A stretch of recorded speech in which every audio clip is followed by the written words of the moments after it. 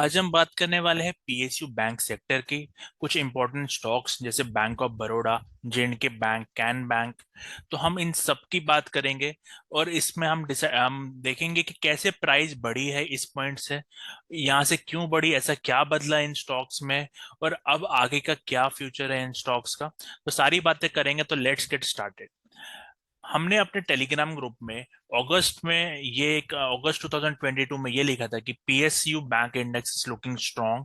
इसका quarterly RSI जो है वो ग्रेटर देन 50 है, तो इसको आप वॉच लिस्ट में रखना। इसमें हमने स्टॉक मेंशन किए थे जैसे बैंक ऑफ बड़ौदा है। आप यहाँ पे चेक कर सकते हैं, पीएसयू की वैल्यू 2991 थी, बैंक ऑफ बड़ौदा के अराउंड 128 लेवल पे थी। तो इस पे हमने बाई सजेस्ट किया था क्योंकि मोमेंटम काफी ज्यादा था इन स्टॉक्स पे। और आज यहाँ पे आप देख सकते हैं बैंक ऑफ बड़ौदा 2000 टच कर चुका है, और पीएसयू बैंक इंडेक्स जो हमने 299 लेवल्स पे दिया था वो अराउंड 4564 लेवल पे ट्रेड कर रहा है। तो ये रीजंस क्या थे? सबसे पहले हम इनके फाइनेंशियल नंबर्स देख लेते हैं। जैसे बैंक ऑफ बड़ौदा का हम देख लेते हैं, ये एज अ टेम्पलेट यूज करेंगे हम। तो अभी अगर आप यहाँ पे देखे इसके ईयर ऑन ईयर क्वार्टर्स में, तो यहाँ पे प्राइस जो मार्च 2020 में -12,000 करोड़ का जो इसमें नुकसान था, वहां से यहाँ मार्च 2021 में यहाँ पे टर्न अराउंड हो गया और 6373 का प्रॉफिट हो गया। अगर आप इसके फॉलो ऑन ईयर में देखें तो यहाँ पे 10,000 करोड़ का प्रॉफिट हुआ, और फिर इसके फॉलो ऑन ईयर जो अभी है उसमें आप 20,000 का प्रॉफिट देख रहे हैं। तो आप देख सकते हैं यहाँ पे कितना लॉस से इतना बड़ा ग्रोथ हुआ है, हर साल प्रॉफिट दुगना होता जा रहा है, यहाँ से लॉस से प्रॉफिटेबल हुई। तो ये सारा हुआ मार्च 20 to 21 के टाइम में।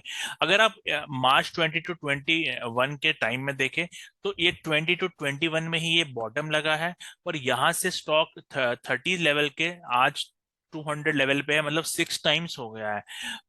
तो मतलब ये एक इन शॉर्ट में ये बताना चाहता हूँ कि आप फंडामेंटली देखें स्टॉक कैसे ग्रो कर रहा है, टेक्निकली भी स्टॉक ग्रो करेगा। आप इस इंडेक्स को देख लीजिए, ये बॉटम भी सेम टाइम 2020 और 2021 में लगा है, और वहां से जो इंडेक्स भी बढ़ा हुआ है और स्टॉक्स भी, इंडिविजुअल स्टॉक्स भी बढ़े हैं। अब हम इस बैंक ऑफ बड़ौदा को एग्जांपल लेके इसकी बात करते हैं कि इसमें क्या हुआ था ऐसा। अगर टेक्निकली आप बात करें, यहाँ पर अगर आप एक स्टॉक देखें तो ये यहाँ पे एक करेक्शन में था, लंबी करेक्शन में था। तो ये क्वार्टरली है, अब मैं इसको मंथली में कन्वर्ट कर लेता हूँ। यहाँ पे देखिए आप, जो करेक्शन यहाँ से स्टार्ट हुई थी, ये स्टार्ट हुई थी दिसंबर 14 में, और ये एंड हुई जून 2020 में। और यहाँ पे एक ट्रेंड लाइन ब्रेकआउट आया आपको, तो हमें एक इम्पल्सिव मूव मिला। अब इसको अगर हम वीकली चार्ट में जाके देखें तो यहाँ पे आप देख सकते हैं, यहाँ पे आपको एक ब्रेकआउट आया था। फिर उसके बाद यहाँ पे एक करेक्टिव स्ट्रक्चर बना है, इसको हम अगर ए बी सी लेबल करें तो यहाँ पे आप देख सकते हैं ये सारे जो प्राइस एक्शन के सिग्नल्स थे ये बाई के थे, क्योंकि यहाँ एक इम्पल्स लग चुका था। उसके बाद आपको ये करेक्टिव स्ट्रक्चर मिला था, और यहाँ पे आपको एक और नेक्स्ट इम्पल्स मिला है। तो यहाँ पे अगर हम बात करें अभी के प्राइस एक्शन की, तो ये कुछ ऐसा है। अब अगर आप चार्ट पे देखें ध्यान से, तो यहाँ पे एक हमें एक डाइवर्जेंस दिख रहा है, जो ये इस लेवल पे है। अब ये इस लेवल पे इतना रुक क्यों रहा है? तो अगर आप इसको वापस क्वार्टरली चार्ट पे ले आते हैं तो आप देख सकते हैं ये बैंक ऑफ बड़ौदा स्टॉक है, ये इसका एक लाइफ टाइम हाई है, उसके अराउंड प्राइस रेजिस्ट कर रहा है। तो यहाँ पे अगर समझ लीजिए थोड़ा रेजिस्ट करता है तो ये अच्छी बात है। यहाँ पे अगर समझ लीजिए कुछ टाइम स्पेंड करता है, ज्यादा फॉल नहीं करता, अगर हम वापस वीकली पे चार्ट पे आ जाए तो यहाँ पे समझ लीजिए आप कुछ ऐसा होता है, यहाँ पे कुछ फॉल आता है तो करेक्टर स्ट्रक्चर पूरा करने के लिए, और फिर ये ब्रेक करता है, तो ये एक लाइफ टाइम मतलब मल्टी ईयर ब्रेकआउट हो जाएगा। और इसमें पीएसयू बैंक्स में और बड़े बड़े प्रॉफिट्स आएंगे, बट ये कितनी देर में होगा, या ये सीधा ब्रेकआउट करके, अगर सीधा ब्रेकआउट हो गया तो हम इसको इग्नोर करेंगे और वेट करेंगे पुल बैक का। बट अगर ये करेक्ट स्ट्रक्चर बना के कंप्लीट करके ये ब्रेकआउट देता है तो हम इसमें एक लाइफ टाइम ब्रेकआउट आ जाएगा। अगर आप पीएसयू बैंक इंडेक्स की बात करें तो हम इसको भी वीकली चार्ट, इसको मंथली चार्ट पे देख लेते हैं, तो आप देख सकते हैं ये भी एक लाइफ टाइम हाई पे है। है, जो लाइफ टाइम का रेजिस्टेंस यहाँ पे बना हुआ है वो उसी पे है। ये same chart bank of Baroda का है, ये भी एक लाइफ टाइम रेजिस्टेंस पे है।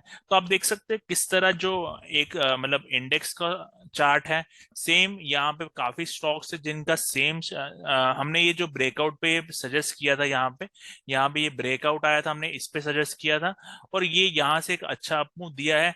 Similar sort of corrective structure यहाँ पे बना, यहाँ से एक और अपमूव आया। अब यहाँ पे भी चार्ट में एक डाइवर्जेंस आ चुका है।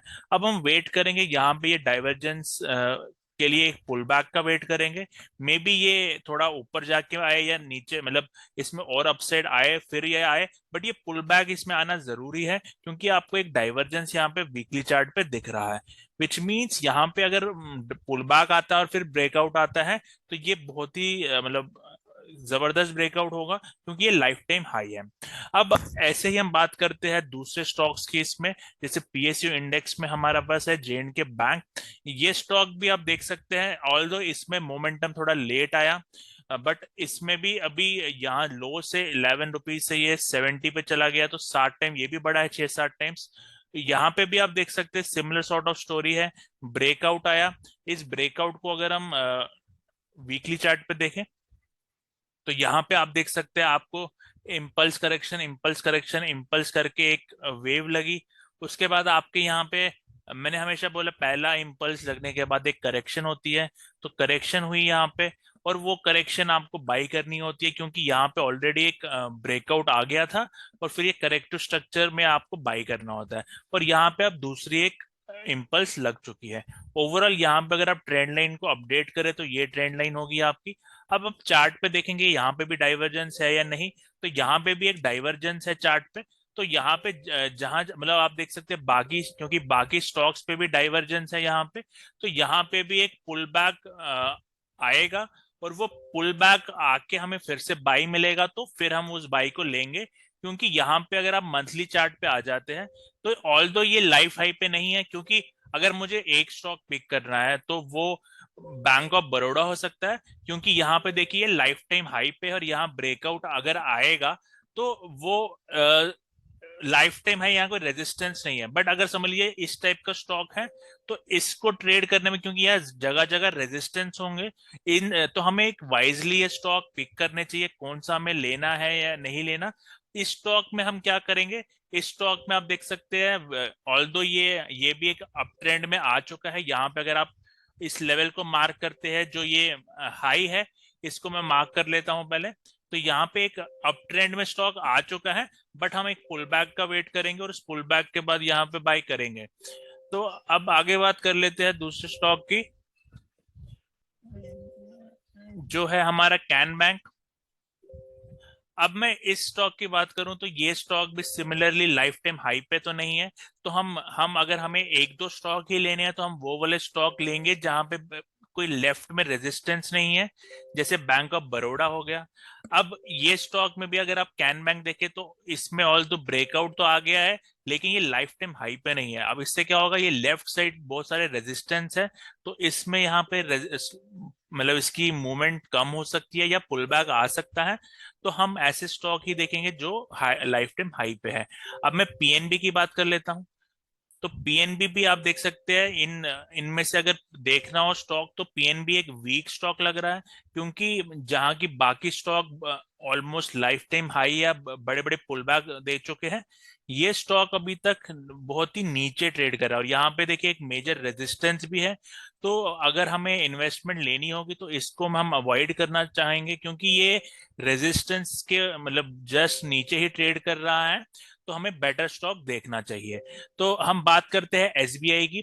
तो एसबीआई यहाँ पे अगर हम बात करें, इसमें हमने ऑलरेडी बाय दिया था, और जो लाइफ टाइम ब्रेकआउट आया था इसमें वो सबसे पहले आया था।